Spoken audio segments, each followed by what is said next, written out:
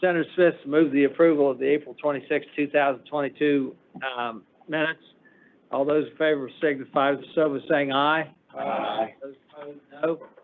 The ayes appear to have it. The ayes do have it. The minutes are approved. We have two presenters on our agenda today concerning battery storage. I want to introduce the first presenter, and that would be Adam Kabolski. He's Vice President of Sales and Marketing for Epc Power Corporation, and he will be addressing us concerning battery manufacturing facilities and power grid interfacing. If Mr. Kabolski would up front, we'll proceed. Thank you. I do want to announce to members of the committee, all of the microphones in front of you are active at all times. And so they will pick up anything said at all times during the meeting. Thank you. All right. I'd like to thank members of the committee for having me today. So as mentioned, my name is Adam Kabolski, Vice President of Sales, born and raised in Fairmont, West Virginia, so I am local. Achieved my bachelor's and master's of electrical engineering degrees from WVU, so great to come back home here. Worked in the electrical space, specifically within battery storage for now about 10 years. Did some defense contracting in Rocket Center, West Virginia before that, so it's really nice to come back home and talk about this. In a couple years into my career, I went to the dark side of sales, primarily because I like educating, so really welcome the opportunity to help educate here. If you have questions all along the way, ask. If you have questions at the end, ask as well. So the company that I represent is Epc Power, so a U.S.-based equipment manufacturer of electrical equipment for energy storage. So we'll talk a little bit more about what it is, but we manufacture energy storage inverters, so kind of the brains of the system that turns DC power into usable AC energy. Based in California, so San Diego County, California, opening a second factory in Greenville, South Carolina. So those are the things that got me really excited about the company. Is many of my counterparts have left the U.S. or manufacturing overseas. This company has doubled down and is opening not one but a second factory. So we will have not only the largest factory in the U.S. but also the second largest factory in the U.S. by the end of this year. We also have, the ability to compete globally. Another thing you hear is, U.S. companies can't compete globally. So we've got projects in 35 countries, lots of the low-cost countries. So we can be as competitive as anyone because we approach it from a, high value, high capability, what American companies do well is we add more value than just going in and saying we're going to be a low-cost supplier. So you can see Europe, all of North America, we even have projects in China. All right, so I'm going to talk a little bit about battery manufacturing. So in my previous roles, I was a battery integrator, so understand that world really well, and then the grid interface piece on the controls and inverter side. So if you look at what a battery energy storage system is, this is collectively called a battery, but there's a lot of pieces to it. There's battery modules, and these battery modules are literally these same batteries that go into your power tools, your telephone. They're lithium ion, very small modules, a couple volt each. You stack those up to over 1,000 volts. So you're putting, a couple hundred of these in series to stack them up, and then you're putting thousands and thousands of them in parallel to get the energy. So that's what's getting you 1, 2, 4, 12 hours of duration. You just add more and more batteries in parallel. There's a battery monitoring system. So this is what's telling your batteries to charge and discharge. This is what's keeping them safe when they're charging and discharging. This is what's monitoring their health and telling you how many years you're going to get out of the system. So these are all passive components. They don't touch the grid at all. They're there as bulk storage, whether it's coming from gas, coal, solar, wind. They are taking that free excess energy, holding it in the battery, never touching the grid. The pieces that do touch the grid are the power conversion system, that's the inverter that we make, and then the energy management system. So the energy management system is control. It's SCADA, it's generator control, it's the same type of control system you have on any power plant. That's what's telling the battery system to charge, when it's telling it to discharge, it's telling it if you need real power, reactive power, it's telling it if you need frequency. It is telling the system what the grid needs at any given moment and then allowing it to respond. It's also communicating to the facility nearby, whether this is a behind the meter at a production plant, if it's a front of the meter at a solar or wind farm, it's interfacing with that piece as well. All right, so if we look at, this is where I talked about stacking it up. So if you look at the very chemical nature, I mean, all a battery is, it's called a p-n junction. So it's a side that has electrons and a side that doesn't have electrons. And those electrons want to equal, so they want to move to the side where there's a lot of them to the other side. So really simple explanation of it. When you're doing charging, you're pushing electrons from that one side back to the other. So when you hear about lithium, when you hear about sodium batteries, any type of iron, when you hear about the batteries, that chemical term is what's being used here for the charge-discharge. Lithium is 98% of the market. So when anyone talks about battery energy storage, it's almost always lithium. That lithium is manufactured in a whole host of countries. Number one country is Australia. So what you've seen, if you looked 4 or 5 years ago, it all came from China and Chile. Countries that had very robust mining infrastructures started mining lithium. So over 5 to 10 years, Australia went from a non-player to about twice the size of the next largest player in mining of lithium. The second largest mine in the world is in Nevada. So they went from silver mining to lithium mining. So it's still a nice role for us as a country to play, which is, the most critical piece of the battery storage infrastructure. It is something we can in-source here in the US for sure. So you take that raw material, you build a battery cell. So this is larger, certainly larger than what's in your phone. You're looking at maybe 1 foot by a foot, a few inches deep. That's producing a few volts, 2.5 to 4 volts. Those are getting stacked into a module. So this looks like a UPS, like it's a rack. It slides into a really, a tall string of these cabinets here. So all you're doing is taking this component and multiplying it over and over and over again. I mean, literally thousands of them would go into that shipping container that's usually seen for energy storage. So now here you can see the finished product. Most of the time, what you are seeing in a battery energy storage system, so the 3 that are in West Virginia, are based on shipping containers. So these are 40-foot by 8-foot ISO containers, just like would transport any sort of material. They're just chock full of batteries. So down that center row, you can see each one of those cabinets that I showed previously are repeated, doors open on the outside. That's how you service this. You don't walk inside of this. No human being can enter it. This is one of the safety protection features. So when you look at value add, quite a bit of this is happening in Asia.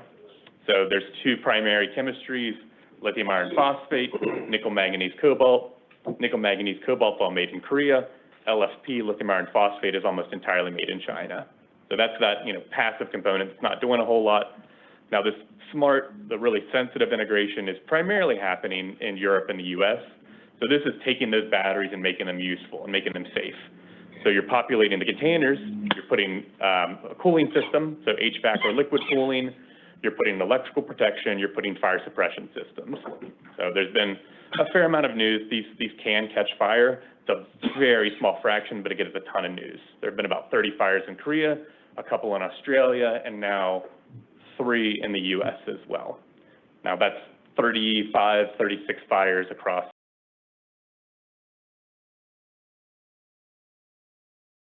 The things that people are doing is, instead of having this big container with 4.5, 5 megawatt hours, it's literally the amount of energy of a grenade. So a lot of energy in that space. What they're doing now is moving to small cabinets, the outdoor cabinets. So you're limiting how much energy is in that space so that it's not able to cause damage.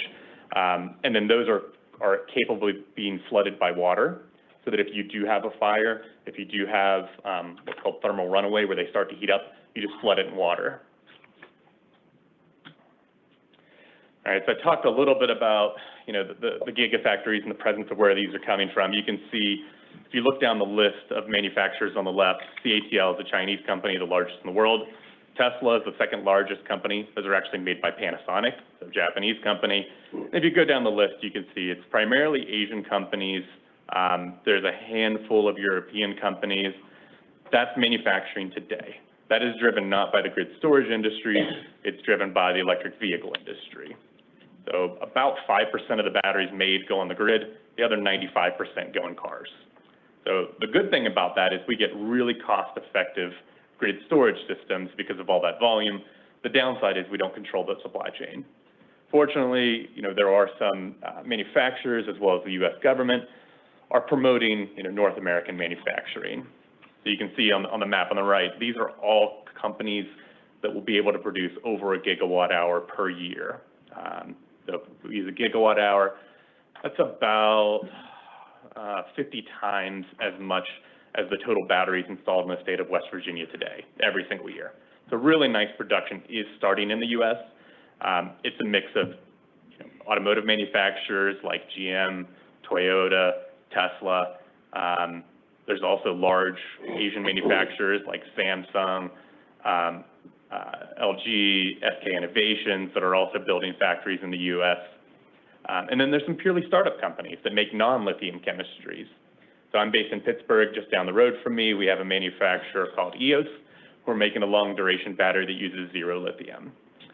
There's another one in Oregon that does the same. So we're also seeing, U.S. innovation moving past the norm of lithium, looking at safer solutions, more sustainable solutions, solutions that don't require an overseas supply chain.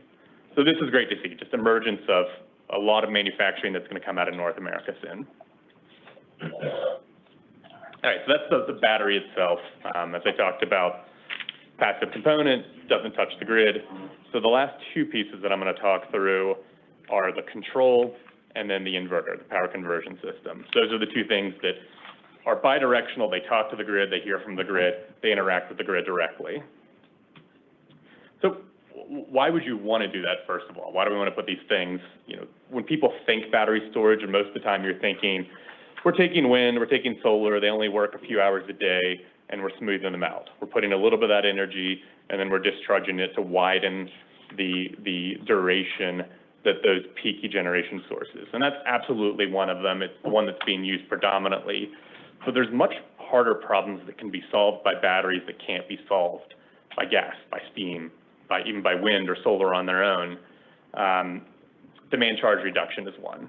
So large industrial players will put this on their side of the grid, so behind the meter, and anytime energy gets expensive, they'll discharge from the battery. So I've done a handful of those in Canada, where if you can discharge during the 5 highest peaks of the year, it pays the battery off in 5 years. So 25 discharges will pay off the battery. And it's just because there are times of day when production is extremely expensive. The grid doesn't want your biggest consumer online because you've got all your residential use. So if they discharge in the battery, you free up the grid. That's also similar to time of use. So you shift your energy around a little bit so that you're paying lower costs depending on time of day. You've got energy arbitrage, so you've got extra energy and you shift it, earlier in the day or later in the day. Resiliency, so people are familiar with UPSs, uninterruptible power supplies that you have on your house, your computer. You put really large ones, either at the grid, at a factory, and if you ever have an outage, if you ever have a small blip, like when you have a lightning strike, when you have someone hit a telephone pole, that can take your house, that can take your production facility down for hours. You put a 4-hour battery there and you can ride through that outage now. You never lose any of your production from your facility. Firming renewables is the one we talked about. Resource adequacy, so instead of adding a new power plant, you add a small battery. Equipment deferral, instead of upgrading a transmission line, you put a small battery. Same for congestion relief. So those are all ways that, as a utility, you can reduce your costs. The other thing you can do is generate revenue. So ways of generating revenue as a utility that you did not in the past. Frequency regulation, so every single component on the grid has a really narrow band of frequency it can operate at, 58 to 62 hertz. The grid doesn't always behave like it should. It can sometimes go out of that range. So batteries can be used to stabilize that frequency. Black start, so when the entire grid goes down, it's very hard to restart the grid. As a utility operator, you have to start and stop things at different times. If you bring it all online at once, you have massive inrush current that nothing can support. Batteries actually can provide that inrush current to let everything turn online at once. All right, so here's actually one of our plants as it's being built in California. So if you look in the top left corner, that's the substation. So you drive by these on the road all the time. You see these large, medium voltage, high voltage substations. That's supporting the grid as it is today. These batteries you want to build as close as possible to the substation because that's where need is highest. So you've got some sort of issue you're trying to solve. In this case, it was oversaturation of solar. So they built a large battery system right next to the substation, and that is pulling the solar power whenever it's not needed, and then generating it back to the grid whenever you need that extra power. So this will be a 227 megawatt site. So this will be about 5 times larger than all of the batteries combined in West Virginia today. Large facility. 2 years ago, no one was building over 100 megawatts. These are now common. 250, 300, 400, 500 megawatts are common systems. And these are starting to approach, traditional thermal generation plants. So it's wild to see just how fast this industry is moving. It's going to continue to move. I mean, this is certainly a reason I would say to get involved early today, because this is going to be everywhere on the grid soon. So the inverter, the piece I talked about. So the white boxes that you can see here now, these are the batteries. You're going to stack a lot of these together. They're going to sit there ready to charge and discharge. The inverter is actually taking that DC energy and making it usable. Nothing on the grid works on DC, it all works on AC. So this is simply a switch that is switched on and off really fast, and turning that on off from a DC into a sinusoidal waveform that you need on the grid. So why is that important? One, it's because it wouldn't work otherwise. You absolutely have to have it. The other piece is this is sitting there reading the grid. So this inverter, when it's not operating, when it's not charging or discharging, will recognize behavior on the grid. And if the grid ever gives bad performance, the bad voltage, bad frequency, harmonics, anything that could cause problems to customers, it'll react. So it'll sit there and inject good behavior where there's bad behavior. It'll absorb bad behavior where it's present. So it is a smart device sitting directly on the grid, waiting for things to go wrong, and without knowing it, the operator doesn't have to tell it to do anything, it is solving those problems. So that's the great thing. The concern, of course, is this is also something that can cause problems, because if you want to live in a world in which people can, manipulate the grid in a negative way, this is the component that they would go after. Big reason why we manufacture in the U.S., we use only U.S. personnel. All of our software is confirmed by NERC and FERC. So, this is our belief that this is the most important component, so we want to own 100% of it. We want it to be on the grid. We want it to be doing all the good things, but not have risks, because we control the supply chain as a U.S. company. And then the other piece is the control. So again, just like the inverter can sit there and do all good things or bad things, control lets you really do the great things. So the graph on the left, that green dotted line is what generator control wants to do on a generator. So a gas generator today, the grid is telling it, we need this behavior, it's going up and down really, really fast. The red line is what the generator can actually do. Way behind what the grid needs, and it's at a less extreme performance than what the grid needs. This is because generators are big spinning masses, they're slow. So as the grid changes, literally seconds at times, it can't respond. It's just a big spinning thing that has to keep going and going and going. Batteries are instantaneous. The moment you need them, they can inject and absorb. So same signal now, you can see the dotted green line and the red line are perfectly on top of one another. The speed you can get out of a battery system is orders of magnitude, so 2 milliseconds. So fraction of a second response time. So you can do exactly what the grid needs. This is another reason why I would say, you want to have these all over your grid, because they're doing exactly what's needed, whereas generators are nice for slow, steady applications, but the fast dynamic changes they just can't do. So it's all about balance. There's no one solution. It's not solar, it's not wind, it's not gas. It's all of them in the right combination, but the battery being able to pull from those and then discharge in this really fast, dynamic, fine-tuned way is what really unlocks the power. So this is giving you exactly what you need out of the grid. That is all I had. I have a little bit of time for questions if anyone has any. Thank you very much. Do we have questions of the presenter? Senator Caputo. Thank you, Mr. Chairman. I appreciate it. Thank you for the presentation as well. What is the life of these batteries? How long are they expected to last? And then what do you do with them after they're expired? Yeah, so there's two components. There's calendar life and then there's cycle life. So calendar life is literally just sitting in an ambient environment. As the temperature changes, it ages the battery. That can be 15 to 20 years. Never using the battery at all, 15 to 20 years.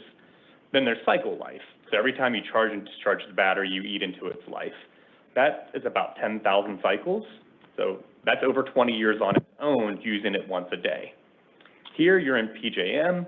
PJM likes to have a battery being operated multiple times because it's being used for multiple iterations, multiple applications. So you're looking closer to 10 to 15 years off cycle, 15 to 20 off calendar. There's a little bit of a marriage between the two. So on average, 12 to 16 years.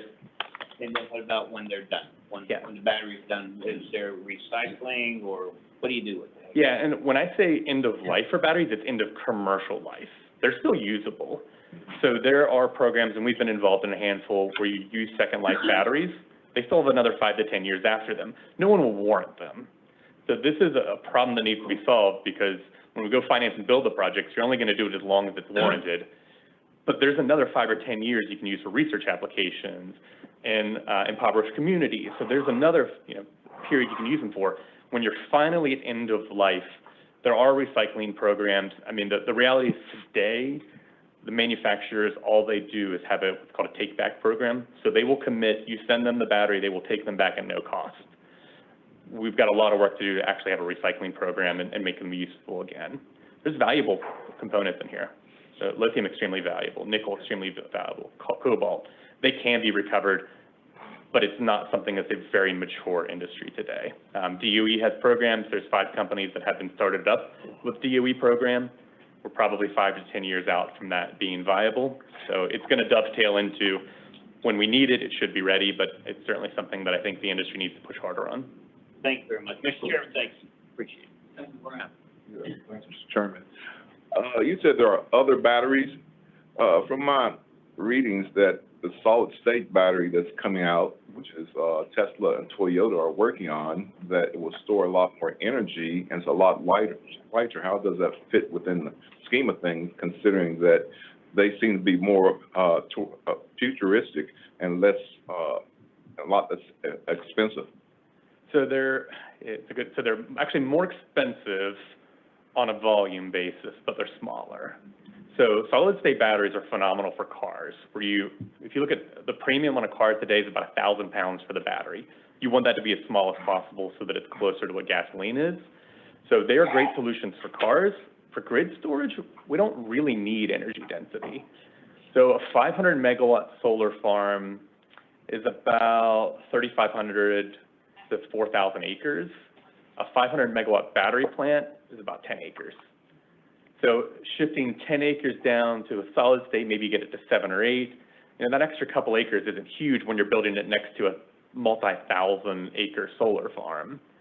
So we're not going to, today at least, there's not a huge incentive to pay a 20% in premium on the battery for a small savings on the footprint. For grid storage, for cars, absolutely. Thank you, Mr. Chairman. Delegate Kelly. Yeah, thank you for being here. And I guess I've got to follow up on Senator Caputo's question. Once you go through a recycling process on these batteries, what do you do with waste materials that come out of them? Yeah, so the waste materials, it's going to depend on the battery chemistry. So nickel, manganese, cobalt, every one of those as a raw material has value. So tons of production being needed for non-battery applications for those 3 components. Lithium, iron, and phosphate. So lithium's obviously valuable. Iron has value. We use it all over the place in heavy manufacturing. Phosphorus would be the one waste product. It's a very small percentage, 5–10% of the new build. Post-recovery, maybe 4 or 5%. So that will truly be waste. That'll be waste that is not useful again. The other components are steel, aluminum, so products that today are being recycled and have other applications. So 90+% of what is in a battery has value once you can recover it to its core element. But there will absolutely be some waste. How much of that 10% actually would be landfills? You're going to go way past my expertise on this. I could certainly follow up, but a small percent. I can get you a number as a follow-up if there is interest, though. Thank you. Delegate Hansen. Thank you, Mr. Chair. You mentioned lithium mining in Nevada. Mm-hmm. I'm aware of a lithium mine in North Carolina Mm-hmm. that's been going through the permitting process. Are there opportunities to mine lithium elsewhere in the eastern United States? So lithium tends to be present anywhere else you mine other metals. So we've not searched for it historically because we could always pull lithium from lower cost countries. Lithium spiked by 500% over the past 18 months. So now all of a sudden it's commercially viable. I don't have a list off the top of my head of states and locations, but anywhere that you're pulling any other heavy metal, there's probably lithium present. Okay, and another question is, can you comment on the role that batteries could play in reducing greenhouse gas emissions or achieving climate goals? Yeah, so, I mean, like, let's look at it just from probably your biggest polluter are gas generation plants, coal generation plants. So every thermal generation plant has a speed at which it's most efficient, but the grid isn't always demanding that speed, right? Sometimes an 80% loaded generator only runs at 60% load because the grid's calling for it. What you can do with batteries is ramp up that speed now. So you run it at 80% load where it wants to be the most efficient and to have the lowest NOx, the lowest SOx emissions, and it's taking that extra power and dumping it into the battery. So the battery becomes a source to better levelize the thermal generation plant so that it's operating with lower emissions while also storing that energy for you need it later. And then obviously with like wind and solar, they're already, zero producing units. You're flattening them out and making them more useful for a wider part of the day, which is then pulling drain off of other thermal plants that would have emissions. Okay, thanks. Thank you, Mr. Chair. Other questions? Okay. Thank you, Mr. Chairman. I have a lot of questions. First one is, do you know how many megawatts of battery are on the PJM grid? Oh, today, gigawatts. I have that number. I can get that number for you as a follow-up for sure. PJM was the oldest of the ISO markets, so it's one of the most advanced. So Cal ISO will be the top. ERCOT is quickly becoming the second. PJM would be right behind them. In terms of megawatt, it's actually higher. So PJM's a short duration, high power market, whereas those others tend to prefer like 2 to 4 hour batteries. And are there interconnection issues for people putting batteries on? Right now there's a moratorium in PJM. So there's a 2-year moratorium because the interconnection queue is so full. So it's a concern for sure with batteries because 2-year-old battery technology is already out of date. The interconnection queue is full of 4- and 5-year-old systems. So this moratorium is going to flush out these projects, which needs to be done, absolutely needs to be done, but it's going to be flushing out projects that may not be ideal projects. So that's not just batteries though, right? That's everything. Yeah, the PJM is so flooded with every type of interconnection. So look, they're not wrong. Doing the moratorium, doing the pause, and getting it cleaned up is certainly a solution, but we see this all over. I mean, we're active in every RTO market, every ISO market. There is a serious need of, we should talk to the engineering school, of system planning engineers who can do these interconnection studies. That is the bottleneck, is just the ability to do interconnection studies. Yeah. And what were my other questions? As legislators, what can we do in terms of both battery manufacturing and grid stuff in terms of batteries? So what states are kind of leading legislation, if there is any, or what do you see as a need? I mean, I'm biased as a U.S. manufacturer, but the tax credits that were in Build Back Better are going to be, a game changer. We go from being a competitive player to the most competitive player in the world with a tax credit. So that obviously helps. That will also help restart manufacturing of companies that have left. But yeah, it's all down to we're playing in a fair market against competitors that are playing in an unfair market. I mean, the amount of subsidies coming out of the Asian markets is making them competitive in a way that they shouldn't be. So levelizing the playing field, whether it's pro or against, levelizing the playing field certainly makes a difference. And then just promoting opportunities within the state. So right now, PJM, so your wholesale market needs batteries. There's certainly a lot of caution within West Virginia. I think you're fairly far behind, I wouldn't say behind, but you're late to adopt pilots, whereas other states from the state legislature have promoted pilots, have gone out to the utilities and given them, whether it's direct incentives or just encouragement to do pilot programs. Once you get that experience, we've seen states rapidly increase their goals. California's always had huge goals. I mean, that's a hard comparison, but you have states like North Carolina that was all state policy that generated solar opportunities. Those solar opportunities were very easily justifiable financially with batteries. Everyone wants to build a battery next to a solar plant because it makes the economics better. So that started with state renewable portfolio standards that drove distributed solar, that drove storage as well. But they can be used for thermal generation. They can be used for thermal generation, also. Okay. And are the battery plants like the inverter one that you showed us, is that monitored by the PSC? I mean, they're not producing energy, so. No, so the battery plants, the inverter plants, so all, private companies, not monitored at all, going out competing, and most of what all of us do is compete overseas as well in the U.S., just there's not enough market for our solutions in the U.S. today. Okay. Thank you. Senator Seifold. Thank you, Mr. Chairman. Thank you for your presentation. You mentioned early on about the few times that a power storage facility has caught on fire. Mm-hmm. What kind of detrimental effects does that have to the environment, like in air pollution, discharge, that sort of thing? Yeah, so again, going back to those two main chemistries, so the NMC, so if you think it's the Samsung, the LG, so when that catches fire, it throws off combustible gas. So absolutely, so diluted very quickly, but combustible gas that needs vented to the air. So you are essentially polluting by doing that. LFP, lithium iron phosphate, throws off phosphorus gas. So something that's present in the air in small components anyways, so you're not adding anything of concern in that case. But when the fires have occurred, so the fires aren't the real concern, explosions are the real challenge.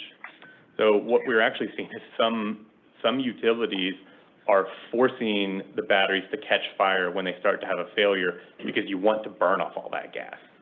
So instead of letting it release to the environment or build up and then explode, you want to burn it and then it's gone entirely. But yeah, it's based to chemistry.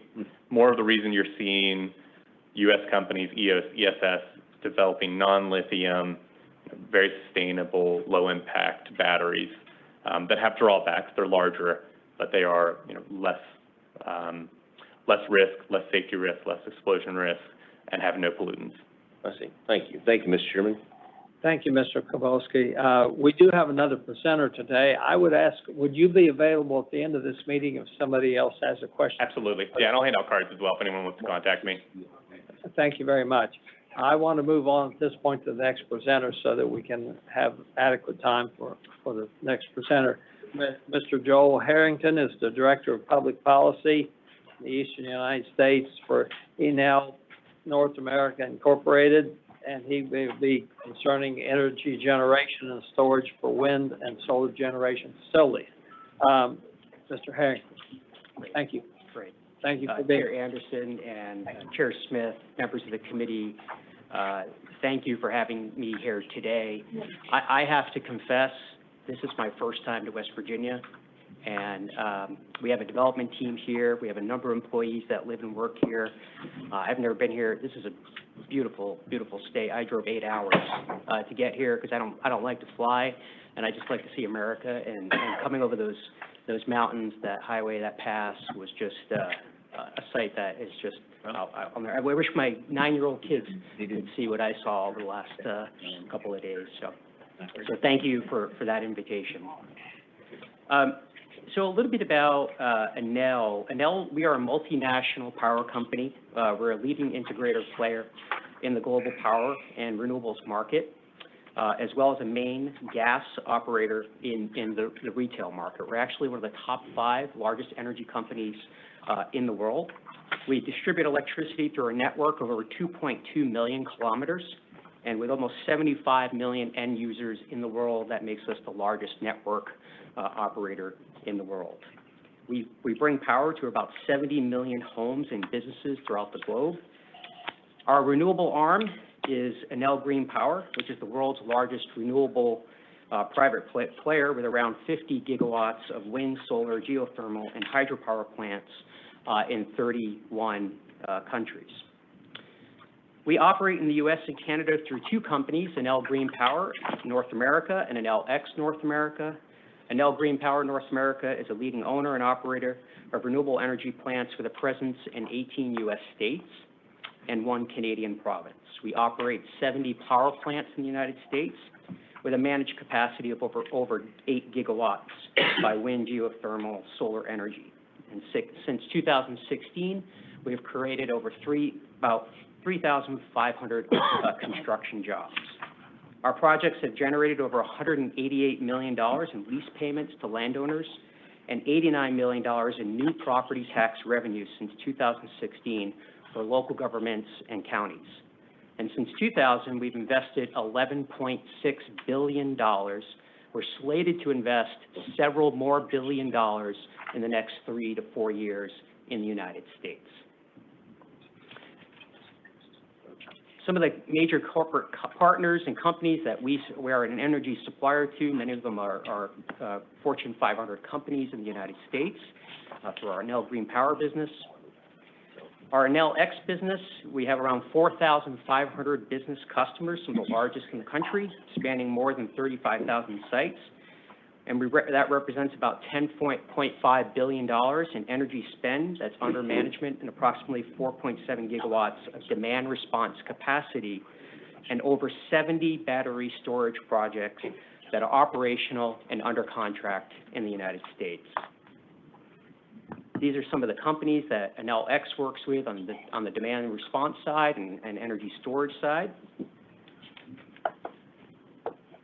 In this chart, I just wanted to in relation to what corporate companies are doing in terms of entering into supply contracts or what we call power purchase agreements with companies such as us as being an off-taker for some of our projects. Corporations bought a record of 31 gigawatts of renewable energy via power purchase agreements last year, and these have primarily been driven by corporate goals. What this chart shows is the growth of those agreements by large corporations, data centers, manufacturers, and industrial customers from 2016 to 2020. Companies are choosing to locate in regions with renewable and energy storage growth, favorable regulatory and tax structures. So Enel in West Virginia. Today, Enel, we are developing 6 utility-scale solar projects that are under development across the state. 769 megawatts of utility-scale storage is being paired with 185 megawatts of battery energy storage. We have hundreds of megawatts enrolled in demand response programs with some of the state's largest commercial and industrial customers. I'll go into detail more about one of those projects that we are currently building in Raleigh County. I also wanted to mention 2 partnerships that we are currently developing and underway. We're a new developer in West Virginia, working with the West Virginia University in coalfield development, and also West Virginia Women Work. We are in early discussions of agreements and partnerships and how we can help foster either some economic opportunities, transitional technical training at the technical colleges, and also doing some other collaborative work. So battery energy storage in West Virginia. The U.S. energy storage market is expected to grow from $692 million in investments in 2019 to $9 billion by 2026. In 2021, battery energy storage nearly quadrupled from the previous 2 years. And the bottom part of this chart displays an increase in state regulatory and policy actions to support and attract battery energy storage investments. Favorable siting, permitting, construction, and policy structures play an important function in determining where developers like us in the U.S. Will go and where those new investments will be. But I just wanted to give you a sense of just how the rapid pace and growth of this technology is happening across the United States. Adam went into this a little bit, but energy storage is a versatile resource that can be deployed to provide a diverse range of grid services. The services that storage can provide are typically location-based. Storage is located on the utility side of the meter, or grid-connected is referred to as the front of the meter. If the storage is customer-sited at an industrial or commercial site, it is referred to as behind the meter. It can provide up to 13 distinct services to the grid, to the transmission system, to the wholesale energy market, the distribution system, utilities, retail customers. On the bulk storage system, it can lower electricity generation costs by storing energy during times when energy prices are low and dispatching it when energy prices are high, thereby reducing the need to dispatch higher price generation sources. On the customer side, we're looking more at demand charge reduction, what makes a company in West Virginia competitive or not competitive with other states and regions can come down to how they manage their monthly demand charges. It's not uncommon to see a large industrial customer have a 5-figure monthly demand charge. So I think anything we can do to continue to reduce those demand charges, and like I said, we have hundreds of megawatts here in West Virginia enrolled in our demand reduction charge programs.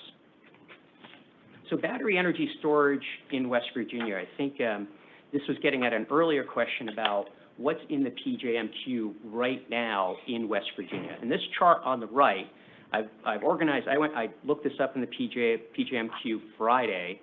This is the latest list by county of energy storage projects that are underway in each of these counties. And then I also put solar plus storage. And you'll see the county, the megawatt capacity, and the type of application. But right now, there's more than 50 megawatts of utility-scale battery storage in operation across West Virginia.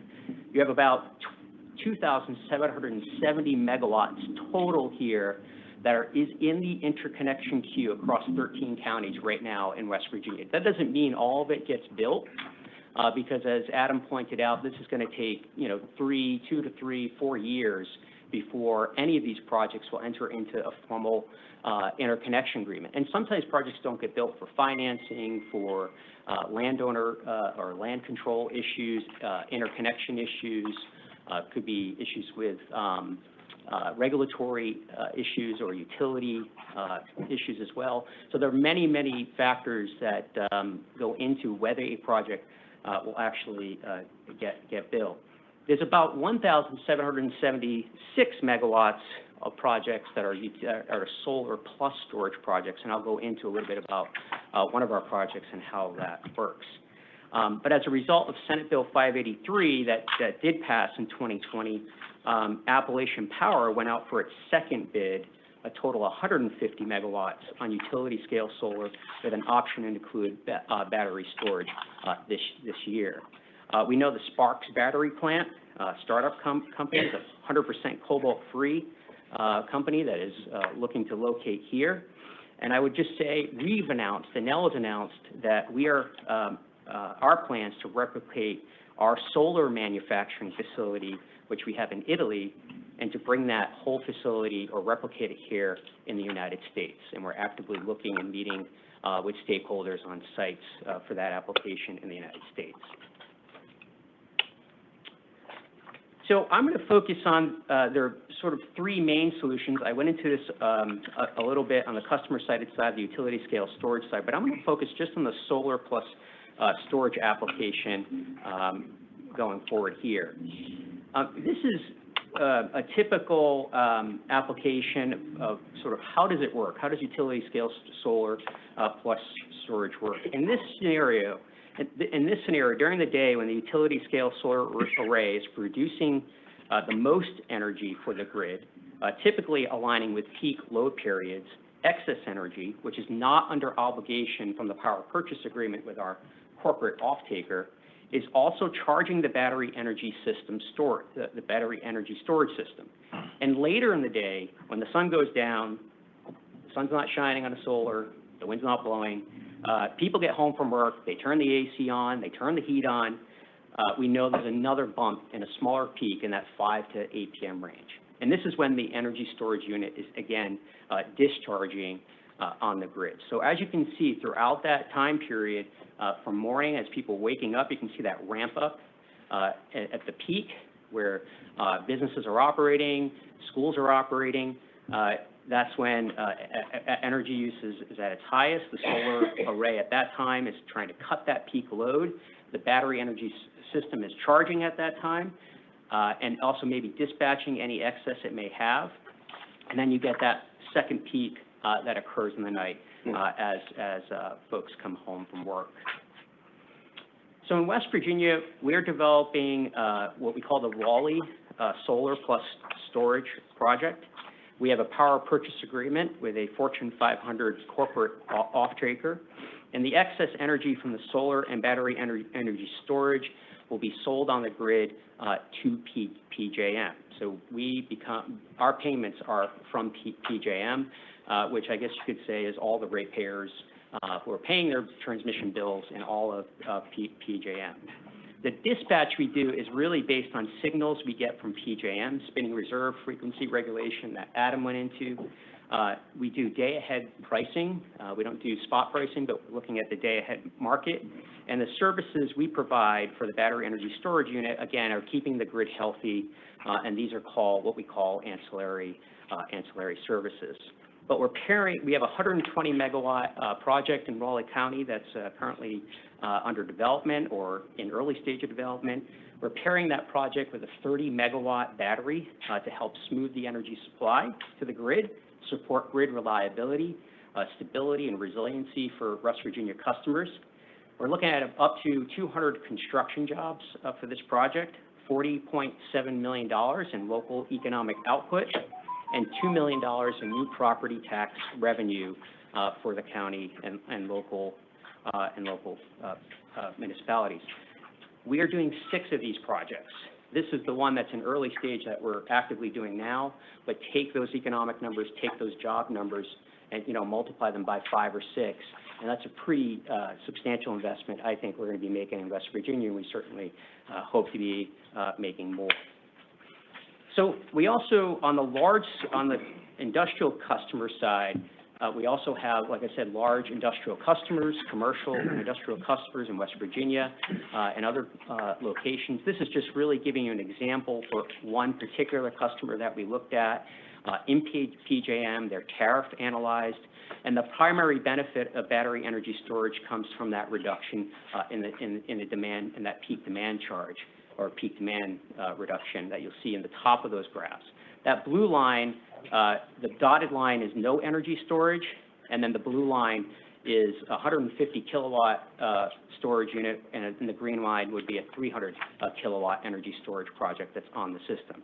And this is over 2 days. We call this economic dispatch, but we have companies enrolled in these programs.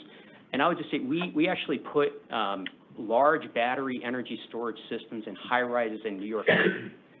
We put a system in the Barclays Center right downtown New York City.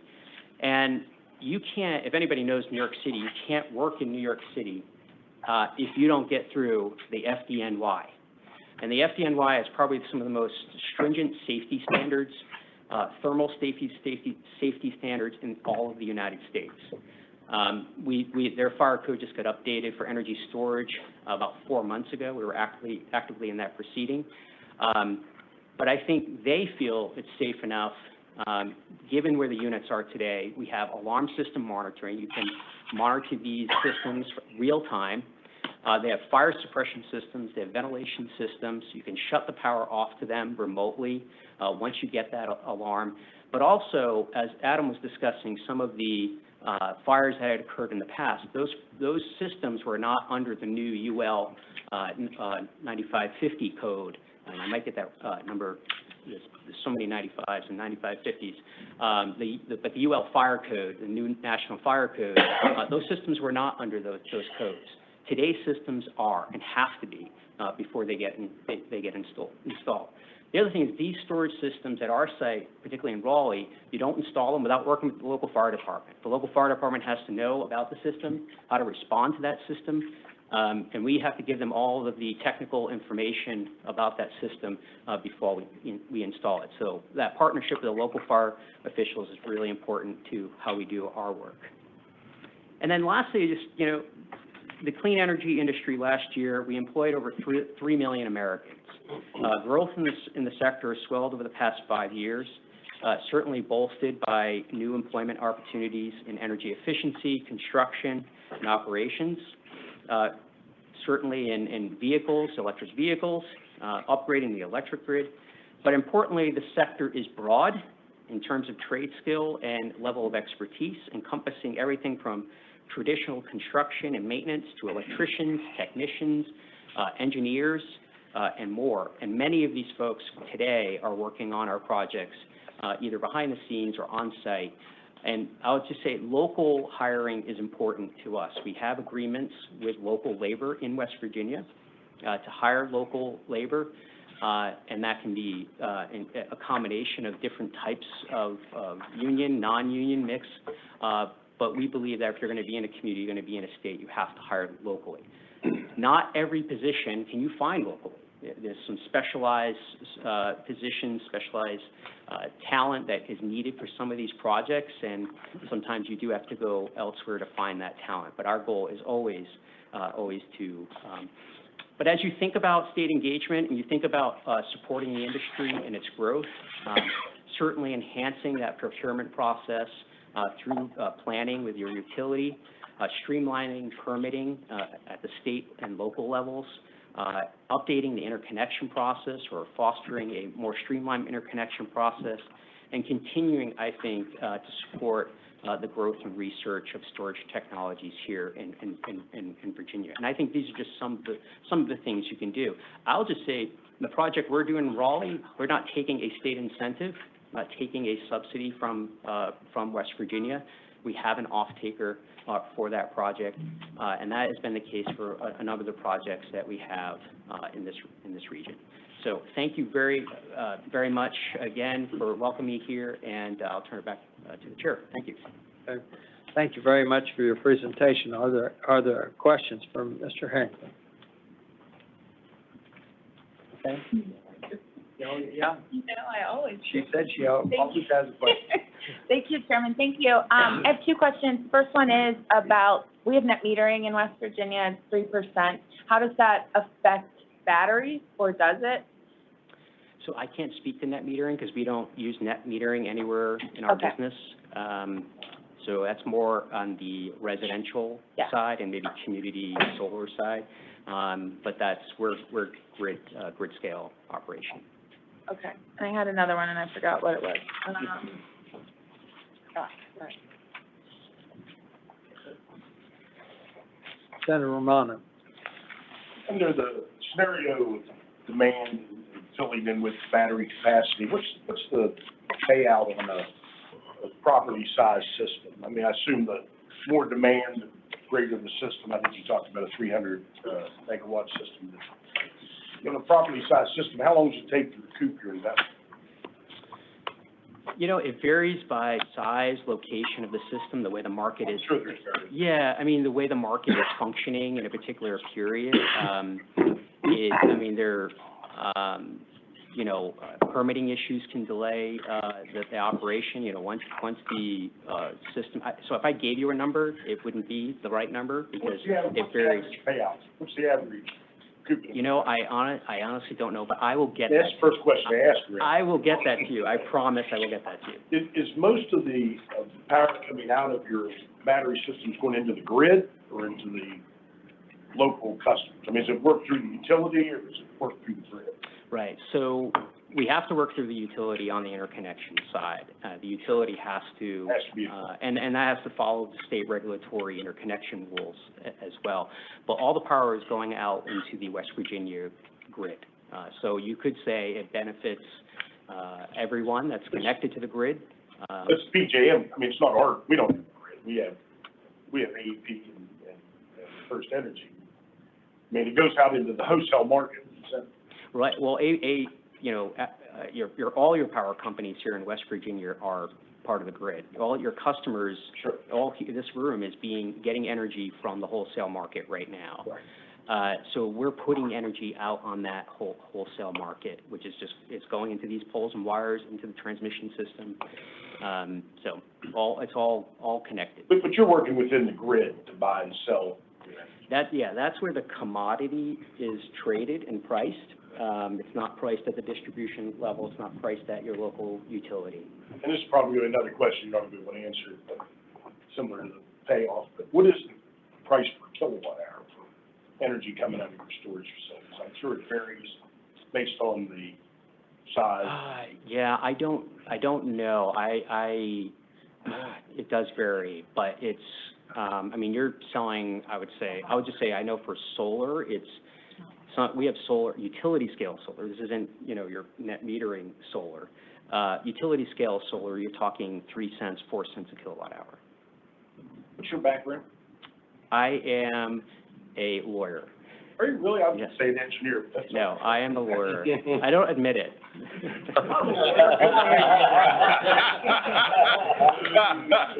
know I'm a lawyer. You didn't get them all. You realize you just I know, that's why I don't admit it. Except me, you moved up.